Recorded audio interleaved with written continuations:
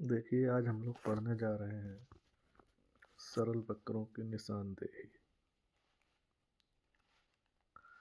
Setting out of simple curve. निशानदेही या setting out क्या होता है? वक्र को मौके या भूमि पर लगाने की प्रक्रिया को वक्र की निशानदेही या निशानबंदी कहते हैं। प्रयुक्त उपकरणों के आधार पर निशानदेही की दो विधियां हैं: रैखिक विधियां, लाइनियर और चेन टेप मेथड, और दूसरी विधि है कोणिक विधियां, एंगुलर और इंस्ट्रूमेंटल मेथड। ठीक है। और रैखिक वक्र लगाने के लिए जरीब या फीते का उपयोग किया जाता है। कोणिक विधियों के अंतर्गत फीते के साथ साथ थियोडोलाइट का इस्तेमाल होता है। अब दूरियां तथा कोणीय मापन के लिए टोटल स्टेशन का प्रयोग किया जाता है।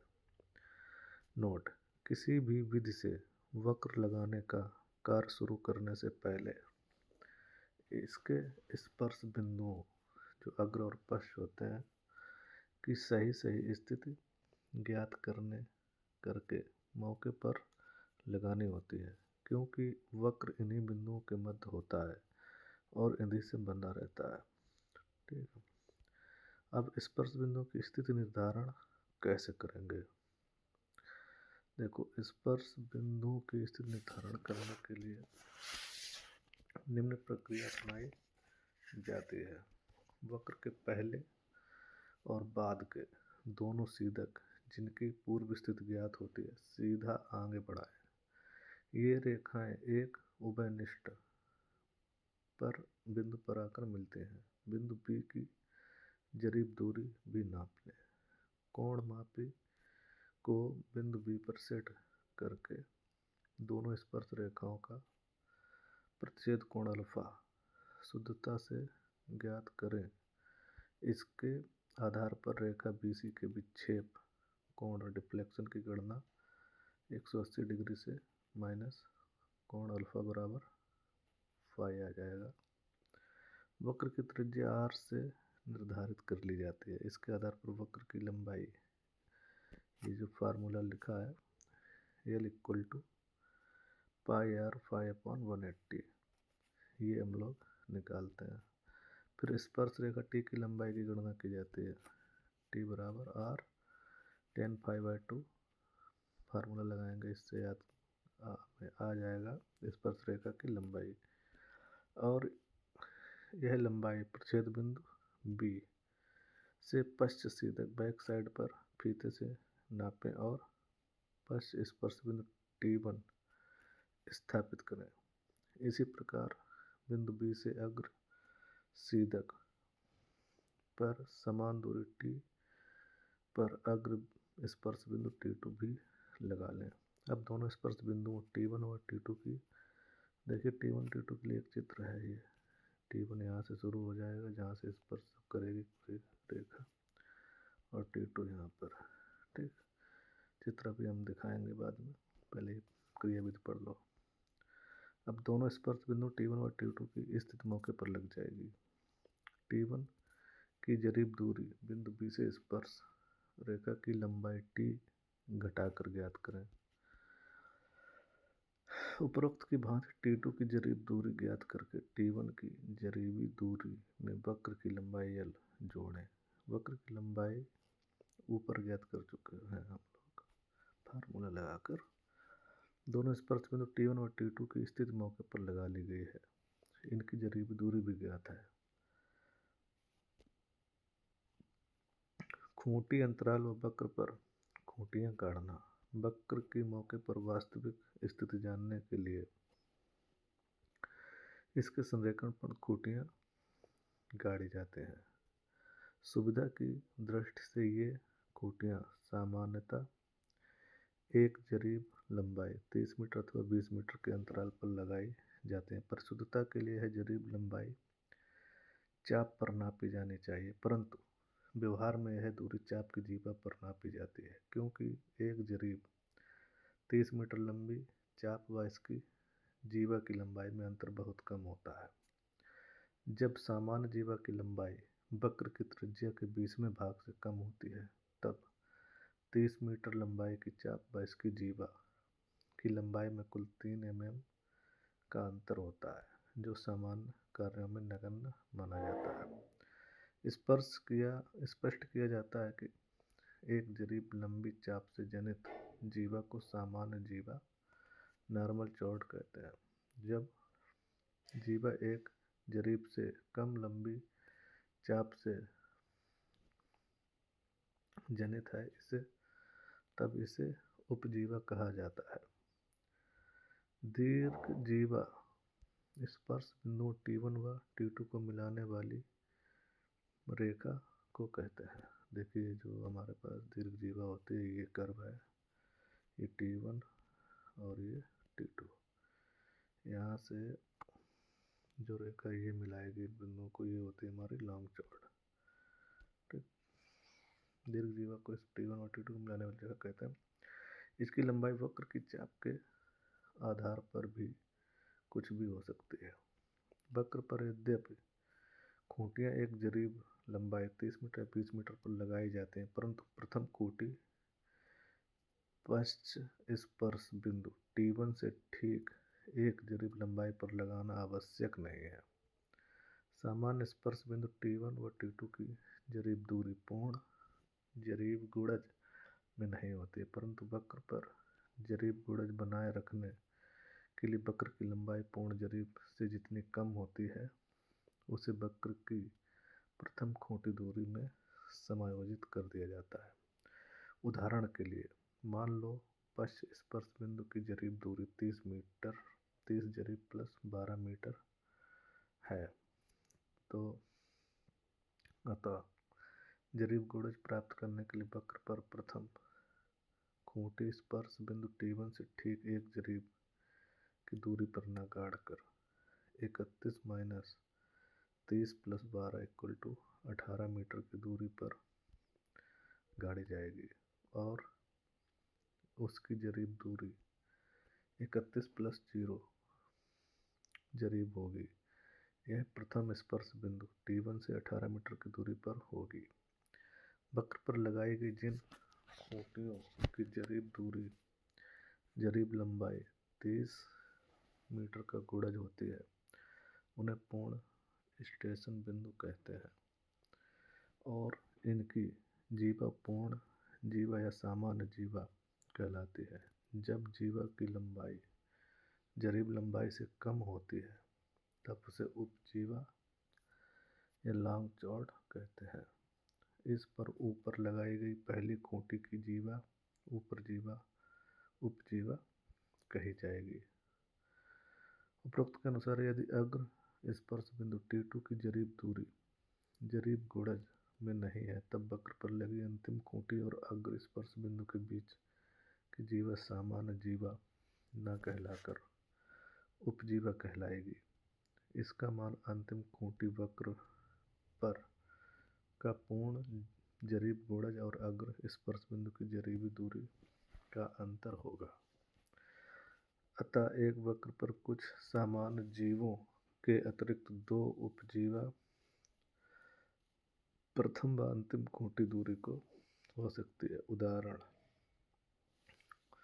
के लिए एग्जाम्पल देखिए, एक सरल वक्र जिसकी त्रिज्या 500 मीटर है, दोनों सीधक के मिलन बिंदु की जरीब दूरी 2100 मीटर, प्रतिच्छोद कोण 120 डिग्री ज्ञात करना है। स्पर्श रेखा की लंबाई ज्ञात करनी है। वक्र की लंबाई, वक्र के प्रारंभ अंतिम छोर पर जरीब दूरी, दीर्घ जीवा की लंबाई, वक्र की डिग्री, सामान्य जीवों की संख्या और उपजीवा की लंबाई निकालनी है।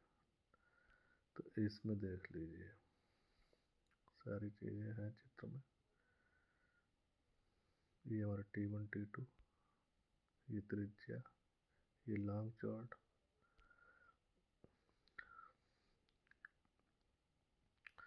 चलिए निकालने के लिए पहले वैल्यू पुट कर देता है। छांटेंगे क्या क्या हमारे पास उपलब्ध है। सबसे पहले देखते हैं प्रतिच्छेदन कोण अल्फा। ये वाला कोण प्रतिच्छेदन कोण होता है जिसका मान दिया है 120 डिग्री। और विक्षेप कोण ये वाला, ये पूरा विक्षेप कोण होता है फाई। तो इसको हम लोग 180 माइनस 120 से निकाल कर 60 डिग्री आ जाएगा ये, ठीक। और वक्र की त्रिज्या 500 मीटर दी है। स्पर्श रेखा की लंबाई फाइंड करनी है हमको। डिग्री देखिए, स्पर्श रेखा की लंबाई के लिए फार्मूला लगाया, T बराबर R tan π/2। यहाँ पर वैल्यू पुट करा, R 500, फाई की वैल्यू 60 दे रखे थे और 2 हो गया, तो T इक्वल टू 0.577 और ये आ गया हमारे पास 288.7 मीटर। अब वक्र की लंबाई निकालनी है। फार्मूला वक्र की लंबाई के लिए L बराबर πr3 5/180 निकाल दिया। 500 इंटू 60 वैल्यू पुट कर दी और आंसर आ गया।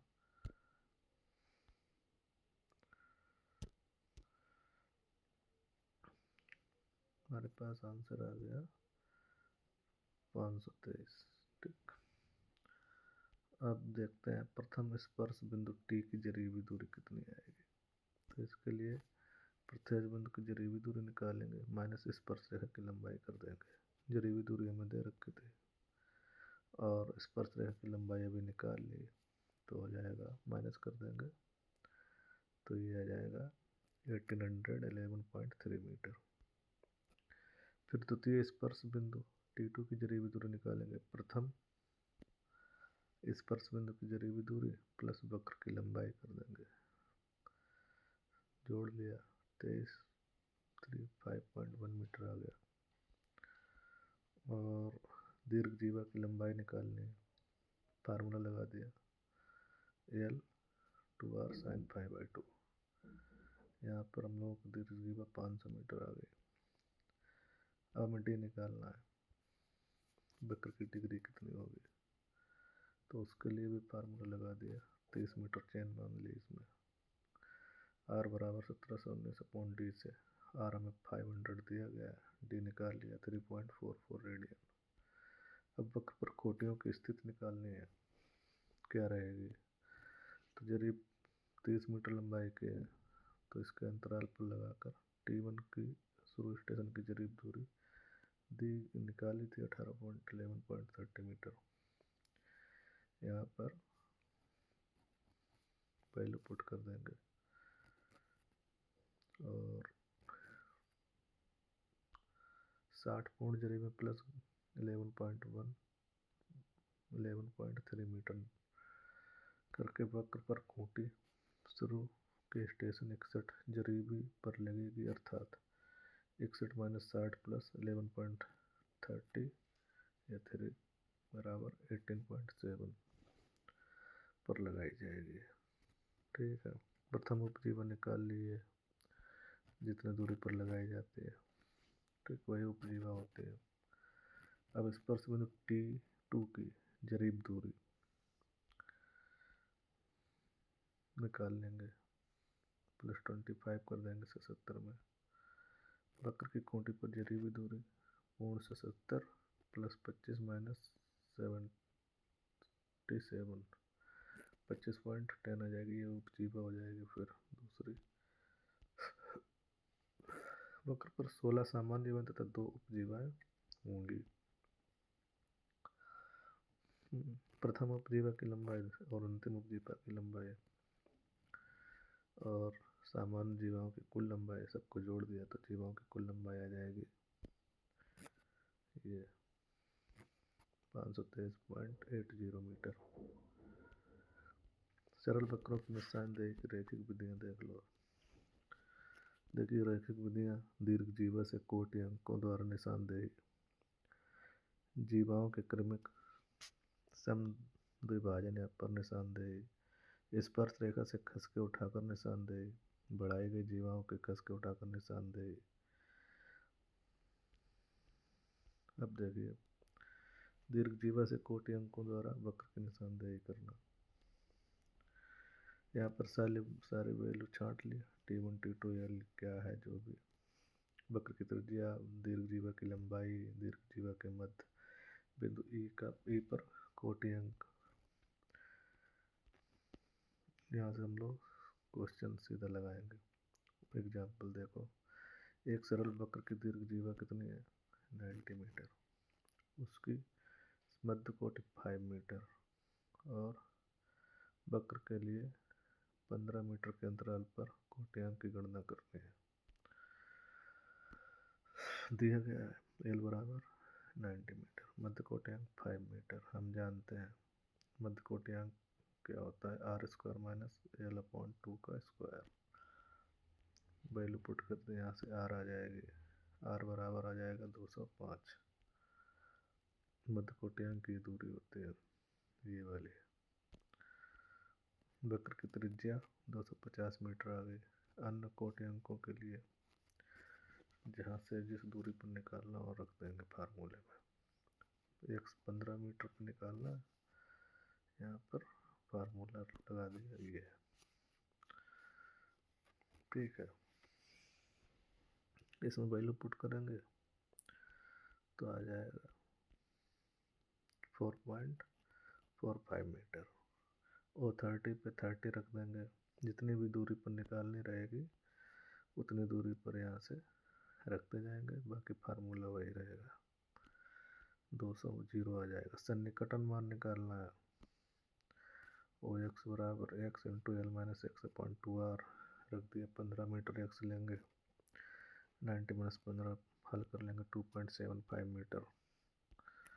इसी तरीके से सबके सन्निकटन मान 15 पे 30 पे 45 पे निकाल लेंगे।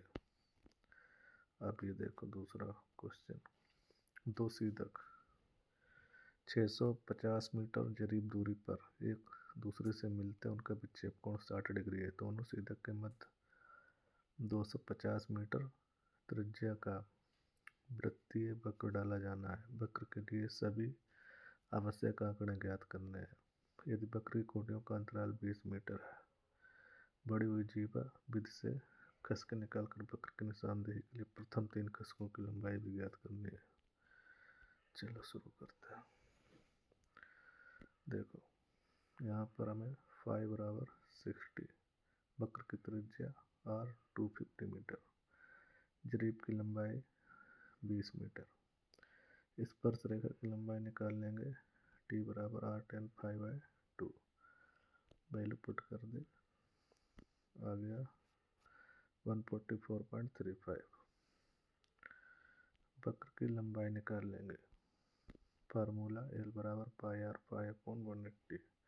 वैल्यू पुट करी 261.7 मीटर। फिर प्रतिच्छेद बिंदु की जरीब दूरी घटाएं, 25 स्पर्श रेखा की T 25 पर बिंदु T1 की जरीब दूरी जोड़े की वक्र की लंबाई L, वक्र स्पर्श बिंदु T2 की जरीब दूरी, ये निकाल लिया। वक्र पर कोटि की जरीब दूरी 20 मीटर के गुणज में होगी। प्रथम उपजीवा की लंबाई सेम फार्मूला रखेंगे और निकाल लेंगे। उपजीवाओं की संख्या 2 ही होती है ज़्यादातर। प्रथम उपजीवा की लंबाई, अंतर्वर्ती जीवाओं की लंबाई, अंतिम उपजीवा की लंबाई, कुल लंबाई इतनी। खसकों की लंबाई निकालनी है, उसके लिए ये फार्मूला लगाना है। यहाँ पे फार्मूला रखो O1 O2 पॉइंट पर और वैल्यू रख दो जितनी दूरी पर निकालनी है। O बिंदु पर C1 का वैल्यू रख दो, 20 मीटर चेन लाइन होगी, चेन की लंबाई। इसी तरीके से सब निकाल देंगे। फिर अगला क्वेश्चन देख लो,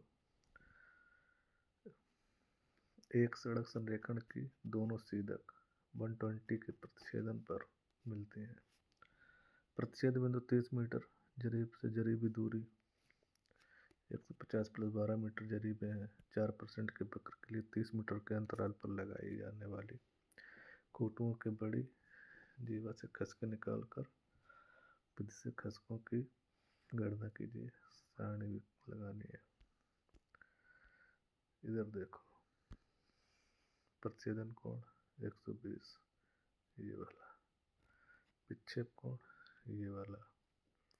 वक्र की डिग्री 4 डिग्री। वक्र की त्रिज्या निकाल लिए। और स्पर्श रेखा की लंबाई t बराबर r tan π/2 फार्मूले में रख दिया। वक्र के लिए आ गया। और वक्र की लंबाई L बराबर πr/180। फाई में हम लोग ये वाला एंगल लेते हैं, ये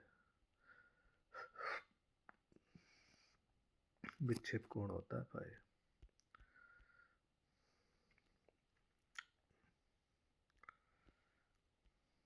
ठीक है, यही सवाल है। पूरी क्रियाविधि यही है, सेम।